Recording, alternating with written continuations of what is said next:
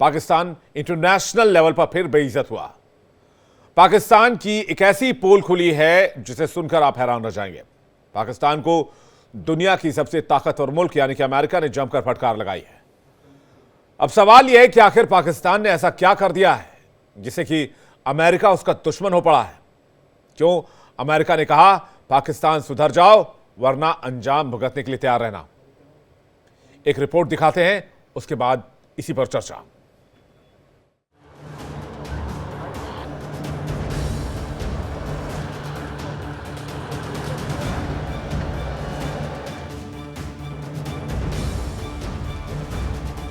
पाकिस्तान की एक बहुत बड़ी पोल खुल गई है।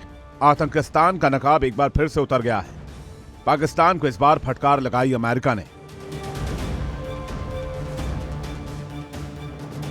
अमेरिका ने ऐसी डांट लगाई है जिससे पाकिस्तान अंदर तक हिल गया है और पाकिस्तान को यह समझ नहीं आ रहा कि वो करे तो आखिर क्या करे।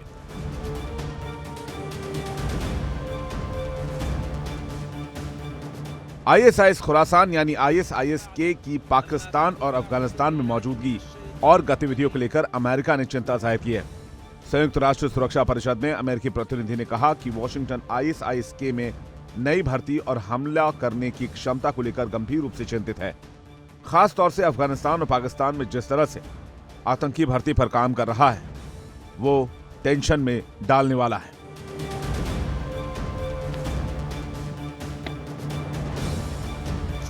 अमेरिका ने साफ साफ कहा है कि आईएसआईएस-के अब भी एक बड़ा खतरा है। यह अफगानिस्तान और पाकिस्तान में हमला करने और नए लोगों को भर्ती करने में सक्षम है।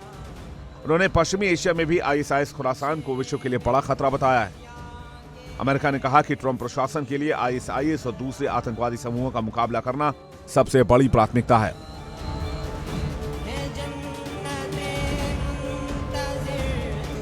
बताया जा रहा है कि आईएसआईएस-के अफगानिस्तान पाकिस्तान से आगे भी एक बड़ा खतरा बना हुआ है।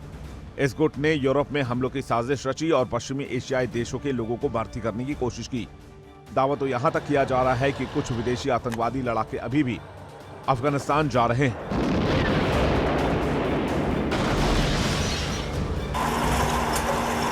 पाकिस्तान लगातार ये कहता रहा है कि वो आतंकवाद को ना तो पनाह देता है और ना ही इससे उसका कोई लेना देना है। लेकिन जिस तरह से अमेरिका ने यूएनओ में पाकिस्तान की कारस्तानी का खुलासा किया है उससे साफ है कि आने वाले दिनों में पाकिस्तान पर अमेरिका अपना शिकंजा और कस सकता है।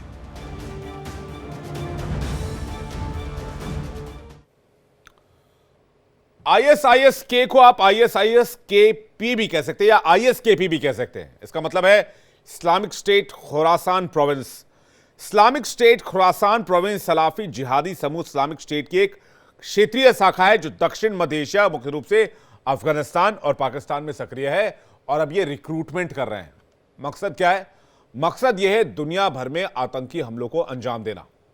तो पाकिस्तान ये किस मुंह से कह सकता है कि उसके यहां टेररिस्ट एक्टिविटीज नहीं हो रही हैं? आईएस-के-पी इस्लामिक स्टेट खुरासान प्रोविंस जो है वो रिक्रूटमेंट्स कर रहा है और इस बात को लेकर यूएन सिक्योरिटी काउंसिल में अमेरिका के प्रतिनिधि ने चिंता जाहिर की है और कहा है कि इस पर अगर रोक नहीं लगाई गई तो माकूल एक्शन लिया जा सकता है।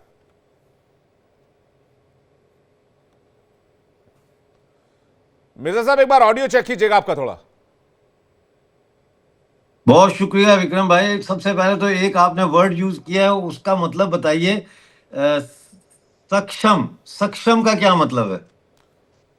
सक्षम का मतलब सर हमारे यहां ये होता है या हिंदी शब्द के हिसाब से होता है किसी काम को कर पाने की काबिलियत, उस काम को करने की सलाहियत, उसको सक्षम कहते हैं। अच्छा, थैंक यू। क्योंकि वो मैं बड़े गौर से आपका सुन रहा था एंट्रो, तो उसमें ये वर्ड आया। देखिए बात ये है कि ऐसा कब हुआ पाकिस्तान की तारीख में कि वहाँ जहादियों की रिक्रूटमेंट नहीं हुई और वहाँ जो है वो जहादियों ने चंदे जमे नहीं किए। कभी ये पर्दे के पीछे कभी पर्दे के सामने होता रहा है। आज भी पाकिस्तान के कई शहर ऐसे हैं जहाँ पे जहादी ओपनली फंड रेजिंग करते हैं। वो अपना स्टॉल लगाते हैं रिक्रूटमेंट का और वहाँ पे वो चंदा भी इकट्ठा करते हैं और लोगों को रिक्रूट भी करते हैं। तो इस वक्त आप यूं समझ लीजिए कि तकरीबन 40 लाख मदरसे के स्टूडेंट्स हैं पाकिस्तान में। तो रिक्रूटमेंट के लिए तो मंडी पूरी है। जैसे वो मुसलमानों की ईद के ऊपर गाय भैंस और बकरियों की मंडी लगती है, तो वहां जाके आप अपनी मर्जी का जानवर चुन लेते हैं। तो ऐसे ही पाकिस्तान में ये 40 लाख की जो मंडी है मदरसा स्टूडेंट्स की, यहाँ जाएं आप, जितना मर्जी आप रिक्रूट कर लें।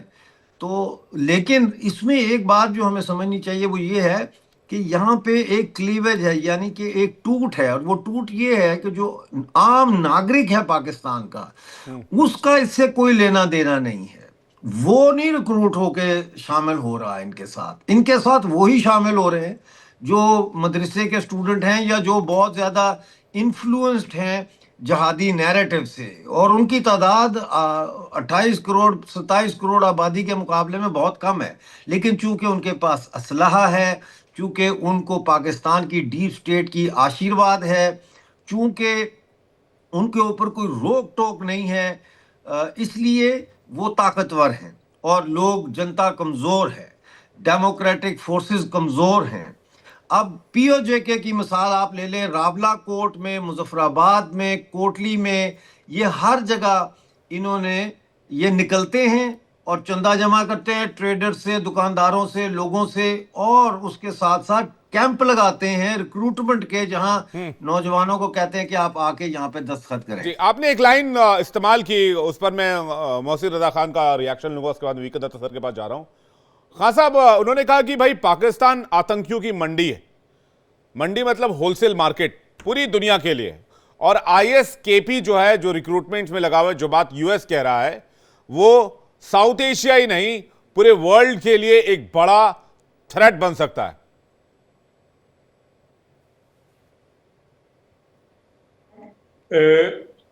तमाम हजरात को खुशामदीद। मैं बताना चाहता हूँ कि पाकिस्तान के बारे में आपको शदीद गलतफहमी है।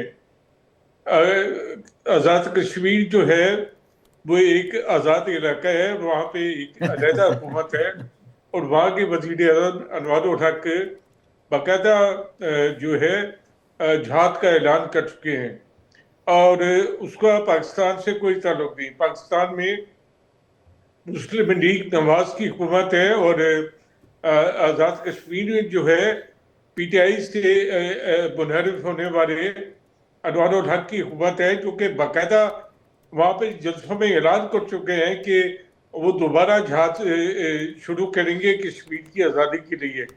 लिहाजा इसे पाकिस्तान से हटकर देखा जाए, क्योंकि पाकिस्तान की हुकूमत का इस नैरेटिव से कोई ताल्लुक नहीं।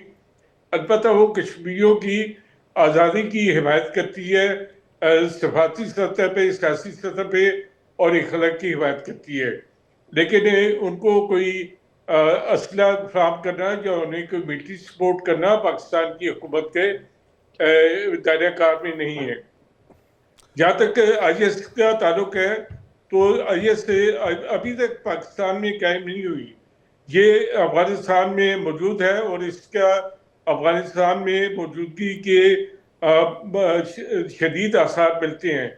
लेकिन आईएस पाकिस्तान में जगह अपनी मजबूत करने में या पाकिस्तान में अपना कोई नेटवर्क लाने में अब तक नाकाम है। और यही वजह है कि पाकिस्तान की अफवाज जो है वो पूरी तरीके से इस बात से बाखबर है और उन्होंने आईएस को पाकिस्तान में जड़ें पकड़ने नहीं दी।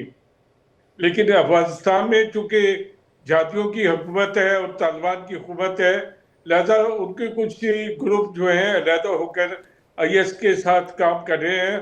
और ये भी सारा जो है ये एक मर्सनरीज हैं, ये किराए के कातिल हैं, ये दाइश वाले। और ये अफगानिस्तान में पनपते हैं और अमेरिका ने जिस खदशे का इजहार किया है वो बिल्कुल दुरुस्त है कि दाइश जो है वो इस इलाके के लिए खतरा बन गई है। और अफगानिस्तान में चूंकि दहशत गर्दों की, मुख्तलिफ दहशत गर्दों की पनाहगाह बन गया है, जिसमें दाइश भी शामिल है और टीटीबी भी शामिल है। लिहाजा इस चीज़ को रोकने की ज़रूरत है।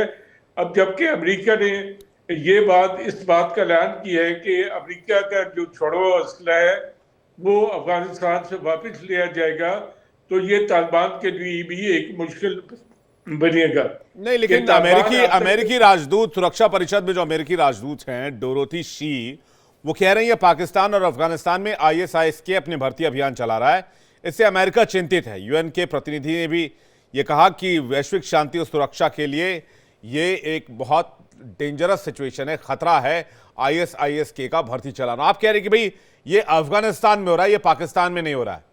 आप बीएलए के बारे में भी यही कहते थे कि बीएलए नहीं पनप रहा, बीएलए से कुछ नहीं होगा। आप टीटीपी के बारे में भी यही कहते थे। पाकिस्तान में मौजूद है दाइश के, वो पाकिस्तान के लिए भी खतरा है और ताजिकिस्तान के लिए भी खतरा है और खत्ते के तमाम ममालिक के लिए खतरा है, क्योंकि दहशतगर्दों के तो कोई बॉर्डर नहीं होता और उनकी दहशतगर्दी की कार्रवाइयों के लिए उनको किसी बॉर्डर की जरूरत नहीं है।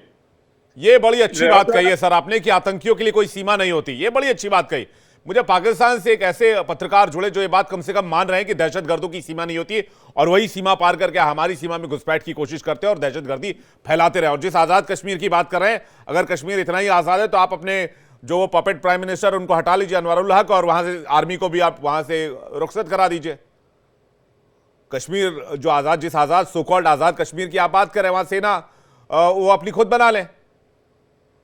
आपका तो कंट्रोल है आईएसआई और आप पाक आर्मी का कंप्लीटली कंट्रोल है और उन्हीं के कंट्रोल के अंडर, उन्हीं के वॉच के अंडर सारे टेररिस्ट कैंप चलते हैं पीओके में, चाहे मुजफ्फराबाद हो चाहे वो तमाम दूसरे इलाके। तो दुनिया जानती है, इसमें कुछ छिपाने वाली बात ही नहीं है। तो आप जब कश्मीर पे इस्तफसाब राय प्लेबाइसाइट का फैसला करेंगे तो पाकिस्तानी फौज कश्मीर से अलग हो जाएगी।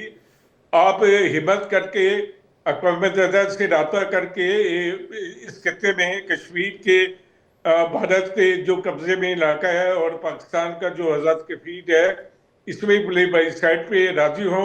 सर हमारा कब्जा नहीं है, हमारी डेमोक्रेसी है। हमने world highest bridge, Chenab bridge बनाया वहां पे, हमने 3-3 टनल्स बना लिए वहां पे, हमने वहां पर वंदे भारत एक्सप्रेस पहुंचा दिया, हमने चौड़ी चौड़ी सड़कें बना दी है, हमने वहां पर मॉल्स खोल दिए, हमने वहां पर विकास के तमाम, डेवलपमेंट के तमाम ऐसे काम किए, हमने लाल चौक को गन मुक्त कर दिया। वहां पर पहले बंदूकों के साए में लोग रहते थे, तिरंगा तक नहीं लहराया जा सकता था, वो सारी चीजें खत्म हो गई हैं। तो आज के कश्मीर में और खासकर आपके ऑक्यूपाइड कश्मीर में तो बहुत फर्क है। हमारा कश्मीर जो है वो दिन दूनी रात चौगनी तरक्की कर रहा है। और इस बार का डेटा मैं अगर आपको दे दूं कि कितने टूरिस्ट वहां पर गए हैं, वो डेटा सुनकर आपका होश उड़ जाएगा। जितना कश्मीर का बजट है वो आधे पाकिस्तान का बजट नहीं होगा आज की तारीख में, दावे के साथ मैं कह सकता हूं। लेकिन टेररिज्म का क्या, सबसे बड़ी बात तो ये, वीके दत्ता सर के पास जा रहे हैं। वीके दत्ता सर कह रहे हैं कि पाकिस्तान भी खुद आतंक से पीड़ित है और आईएसआईएस के पाकिस्तान के लिए भी खतरा है। देखिए विवेक, ऐसा है, जिस मुल्क ने अफगानिस्तान के अंदर, चाहे अफगानिस्तान के अंदर रशियंस को हटाने के लिए, मतलब उस समय की सोवियत यूनियन, या उसके बाद में जो सोवियत यूनियन हट जाने के बाद अमेरिका से वहां विड्रॉ हो जाने के बाद पाकिस्तान ने वहां पे कब्जा करने की कोशिश करी ताकि उनका जो इन्फ्लुएंस है वहां पे बरकरार रहे।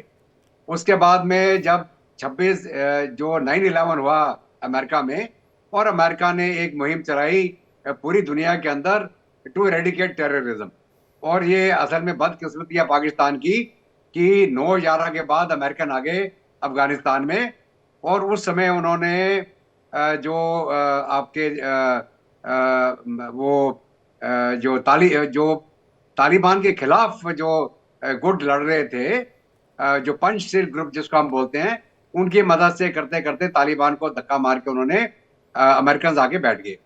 अभी क्या हो गया कि अमेरिकन को एक एसेस चाहिए था अफगानिस्तान जाने के लिए, उनको रूट चाहिए था, सप्लाई चेन चाहिए थे, हवाई अड्डे चाहिए थे। तो उन्होंने पाकिस्तान को बोला कि either you are with us or you are against us, और पाकिस्तान घुटने टेक के अमेरिका के साथ में हो गया।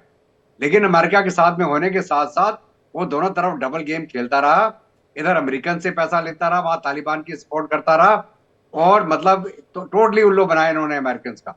तो अभी जो पैदावार हुई, जो मदरसा से पैदा हुए, चाहे वो जिहादी पैदा हुए सोवियत यूनियन के खिलाफ लड़ने के लिए या अमेरिकन के खिलाफ लड़ने के लिए, तो कहां से पैदा हुए? पाकिस्तान से।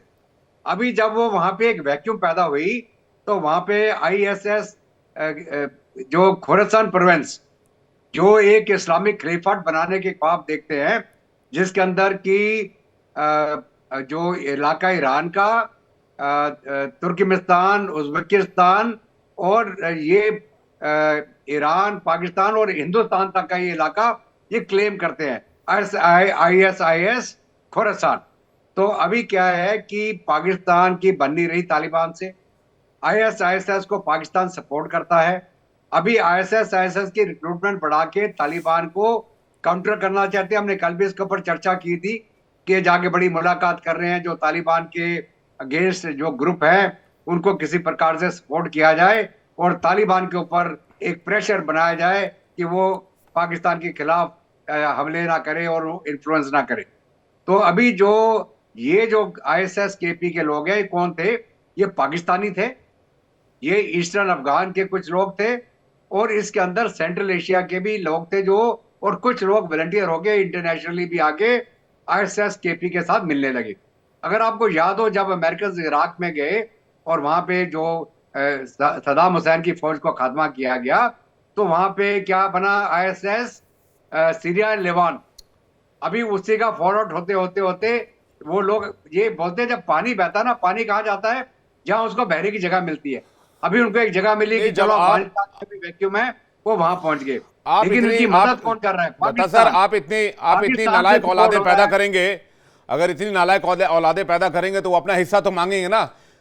आप जैसे तहरीक तालिबान पाकिस्तान मांग रहा है, तालिबान कह रहा है कि भाई जो आपका जो अटक तक का है वो इलाका हमारा है, हम डूरन लाइन को मानते ही नहीं है। और तालिबान को पैदा किसने किया? तालिबान को पैदा पाकिस्तान ने किया। बिल्कुल। तो अभी क्या है कि पाकिस्तान एक तरीका ढूंढ रहा कि मैं कैसे तालिबान को काउंटर करूं। कभी वो तजाकिस्तान जाता है, कभी वो तुर्की में जाके मीटिंग करता है। और एक और आपको बात बताऊं, जो इस्लामिक मुल्कों का लीडर बनने की चेष्टा हो रही है आज के दिन में, कौन कर रहा है? एक तरफ ईरान है और एक तरफ तुर्की है। पाकिस्तान का उसमें कहीं पर भी नामो निशान नहीं है। तो आप अगर मान के चले कि अरब वर्ल्ड के अंदर सऊदी अरब, इधर ईरान लगा पड़ा, उधर तुर्की लगा पड़ा है। तुर्की बहुत बड़े तरीके से ISIS को भी मदद दे रहा है। वो एक ख्वाब देख रहा खलीफात बनाने के, और एक तरफ ईरान एक लीडरशिप लेना चाहता है। और ये बीच में पाकिस्तान बैठा हुआ है, जो अपनी जंग अभी तालिबान के साथ लड़ रहा है। और कभी ये कश्मीर का लाभ लगाते हैं। कश्मीर में यूनाइटेड नेशन का रेजोल्यूशन जो है, उसने क्या बोला कि पाकिस्तान आर्मी हटेगी और पूरा इलाका वहां पे न्यूट्रल किया जाएगा, इंडियन पुलिस वहां पे पुलिसिंग होगी। वो जब ये कार्रवाई हो जाएगी, उसके बाद में वहां पे जो वो आपका मतदान पड़ेगा, मतलब बैलेट होगा। उसके बाद ना पाकिस्तान फौज हटी वहां से, ना वो खाली हुआ इलाका, ना हमारी पुलिस गई। इसका ये यूएन की जो बात करते हैं, यूएन रेजोल्यूशन तो खत्म होगी। 71 का जो शिमला मसौदा, जो एक एग्रीमेंट हुआ था भारत और पाकिस्तान के बीच में, उसके अंदर वहां पे इन्होंने भुट्टो को डाक दिया, यहाँ पे इंदिरा गांधी मारी गई। जी ठीक है, मैं जल्दी से मोहसिन जी का जवाब ले लूं, कहीं ISIS-K को नजरअंदाज करके पाकिस्तान फिर अपने हाथ ना चला ले। मोहसिन साहब, उसके बाद में मिर्जा साहब आपके पास आ रहा हूं। देखें, पाकिस्तान ISIS के सख्त खिलाफ है और पाकिस्तान की फौज ने और पाकिस्तान की हुकूमत ने ऐसे इकदाम किए हैं कि IS से अफगानिस्तान तक पहुंच गई है, शाम और इराक के बाद। लेकिन पाकिस्तान में वो कदम नहीं जमा सकी और पाकिस्तान की फौज ने उसको चट के रख दी है। पाकिस्तान में IS का कोई वजूद नहीं है। अलबत्ता पाकिस्तान में ISI है जो कि निपटना जाती है IS से, और आप बेफिक्र है कि IS जो है पाकिस्तान में ISIS-K कुछ नहीं कर पाएगा। मैं मिर्जा साहब के पास जाता हूं, क्या इस बात से सहमत है आप, हमजा मिर्जा जी? जी बहुत शुक्रिया विक्रम जी। जैसे दत्ता जी ने फरमाया है, और बड़ा महत्वपूर्ण पॉइंट उन्होंने उठाया है कि चूंकि तालिबान अब इनके कहने में नहीं आ रहे, तो तालिबान को काउंटर करने के लिए ये एंटी तालिबान जो जिहादी एलिमेंट्स हैं उनके साथ गठजोड़ बना रहे हैं। और ये गठजोड़ कोई आज का नहीं है, ये बैकअप में इन्होंने ये चीज़ें रखी होती हैं, इनके कॉन्टैक्ट्स होते हैं, और अब ये उन कॉन्टैक्ट्स को रीएक्टिवेट कर रहे हैं और बिल्कुल मुझे कोई हैरत नहीं होगी इस बात में कि कल को ये बात सामने आ जाए कि आईएस को खुरासान को अफगानिस्तान में पाकिस्तान की एजेंसियां और पाकिस्तान की डीप स्टेट और फौज जो है वो बाकायदा सपोर्ट कर रही है, फाइनेंशियली भी और बाकी जो लॉजिस्टिक्स है, असला वगैरह, इन चीज़ों के साथ, और प्लानिंग के अंदर भी, क्योंकि ये करते रहे हैं। हमास जो है उसकी सारी ट्रेनिंग जो है वो पाकिस्तान की आईएसआई और पाकिस्तान आर्मी ने की है। हमास के जो दहशतगर्द हैं इन्होंने काकूल एकेडमी में शॉर्ट कोर्सेज और लॉन्ग कोर्सेज किए हुए हैं वहां पे, बिल्कुल। वहां से और ये फलस्तीनियन के ठप्पा लगा के आते हैं कि ये जी फलस्तीनियों की ट्रेनिंग हो रही है। फलस्तीनी नहीं है वो, अभी हमास बुलाया वाले था सर होते हैं। मुजफ्फराबाद में, जहां पर सम्मेलन कराया था और वहां पर जैश ने कहा था और लश्कर ने कहा था कि भाई हम 2026 में जो है वो 6 फरवरी को जो है 5 फरवरी को पता नहीं वो क्या मनाते हैं, कौन सा कश्मीर डे मनाते हैं, क्या मनाते हैं, वो कह रहे थे 6 फरवरी 2026 को जो कश्मीर है पूरा का पूरा हमारा होगा। तो ये तो सर ये इनके फितरत में है, लेकिन अब दिक्कत इस बात की है कि आतंक का ऐसा दाग पाकिस्तान के दामन पर, इसे धो पाना बहुत मुश्किल है।